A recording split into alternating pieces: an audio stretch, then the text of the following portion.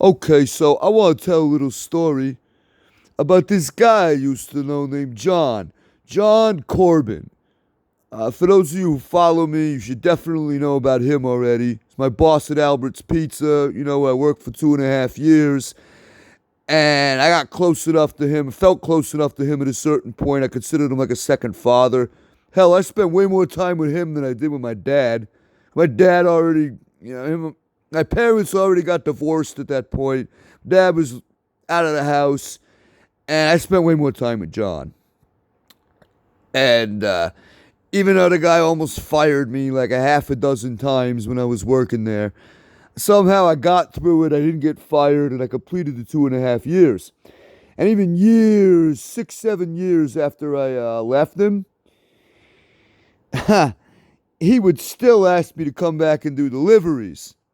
He'd be like, "Hey, my driver got the flu. Do you think you want to come in and drive, do some deliveries?" I'm like, "Yeah, cool." And I was always nervous that I would like fuck something up. And he'd be like, "Yeah, you're still an idiot. I still want to almost fire you." But nah, for some reason, I guess I grew up a little bit, turned into a better worker. So I never had any problems, in 2012, 13.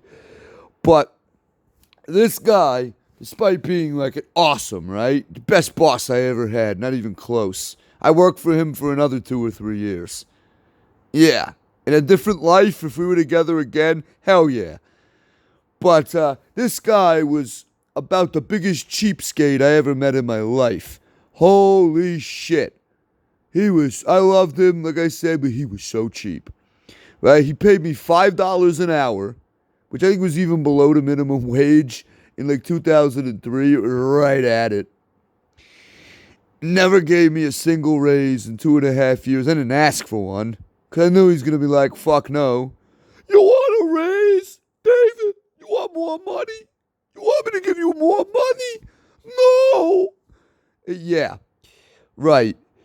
Yeah, never volunteered to give me one. Now, of course, years later, I'd still go back in there to hang out with him, right? Had to go see John and Albert's. And I'd go and hang out in the store for like an hour or whatever. Bullshit. And I'd also go in there when Alex, the Spanish guy, was working. If you heard my story about Chris the bum, your bear is sleeping. And, I hang out with Alex a little bit too, bullshit with him.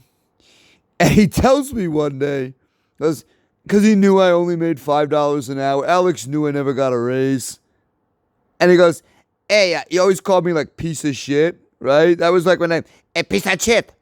You know what, John, I pay the drivers now?" "What, Alex? Don't tell me he gave him a raise." "Yeah, pay him a $7.50 an hour." Fuck you, Alex. And fuck you too, John, you cheap fuck. Now you want to give him like a 50% raise now that I'm gone? Yeah, thanks a lot.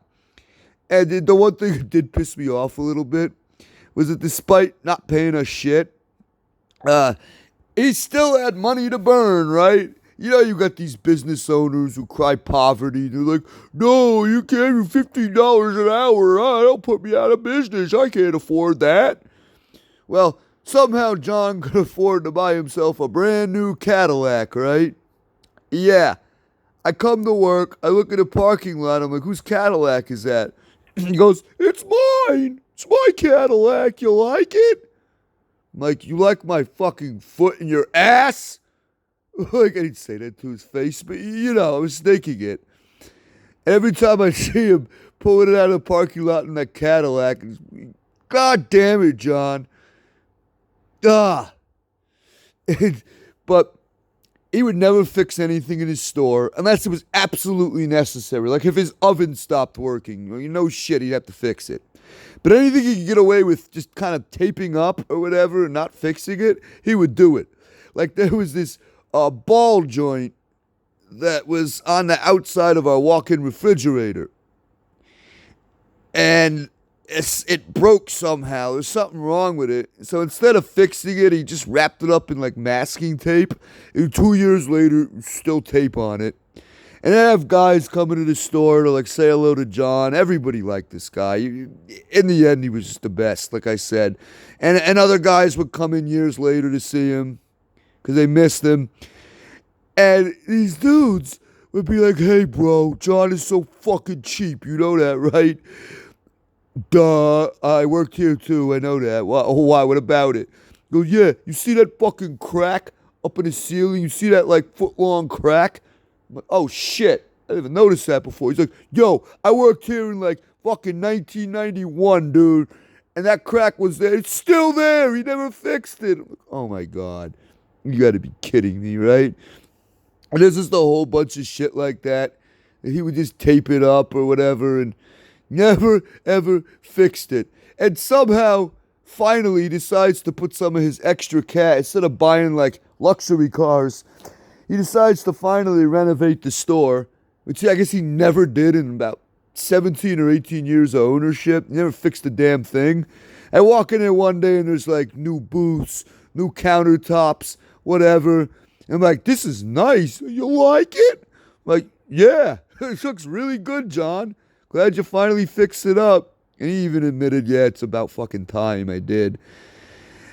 And, oh, man. So, yeah. That was my little story about my old boss, John Corbin at Albert's Pizza, and how he was like the cheapest motherfucker I ever met. Never gave me a raise, while still having the money to buy himself a brand new Cadillac. And, you know, things would break and he would never fix them. He'd just tape them up with like electrical tape and it would stay that way for like 7 years. And, yeah, but of course I always loved him in the end. He was like the best boss ever. What a guy. What a fucking guy.